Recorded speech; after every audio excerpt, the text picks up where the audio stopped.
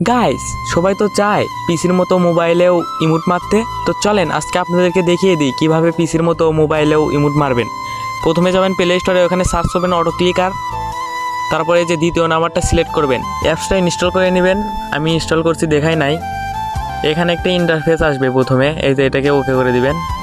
দেওয়ার পরে নিচে যাবেন, নিচে দেখবেন ওখানে অটো ক্লিকার অফ করা আছে, ওটা সেটিংয়ের ভিতরে গিয়ে অন করে দিতে হবে। এই যে উপরেরটা অটো ক্লিকার, ওটা অন করে দিবেন। চাপ দেওয়ার পরে যে এলাও আছে উপরে, একদম এলাও করে দিবেন। তারপরে ব্যাকে চলে আসবেন।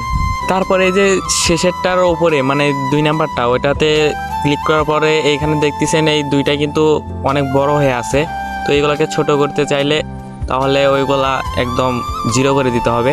তো আমি 0 করে দিচ্ছি, আপনারাও করে দিবেন।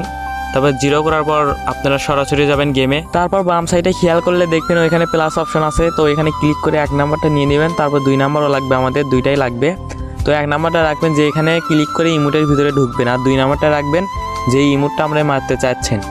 তো তারপরে 1 নাম্বারটা ওখানে রেখে দিবেন। এখানে ইমোটের স্পিডও দেওয়া যাবে, আমি এখানে দিয়েছি 2, আপনার মন মতো আপনি 5 কিংবা 4 রেখে দিতে পারেন। তো দেখেন আমাদের কিন্তু কমপ্লিট হয়ে গেছে। কত সুন্দর ইমোট মারতেছে, কত স্পিডে। এই দেখেন 2 শুটার ইমোট মারতেছি, কতটা স্পিড দেখতে পাচ্ছেন, একদম পিসির মতো হচ্ছে। তো আপনাদের যদি বুঝতে সমস্যা হয়ে থাকে তাহলে কমেন্ট করতে পারেন, আমি আবার ভিডিও দিতে পারি।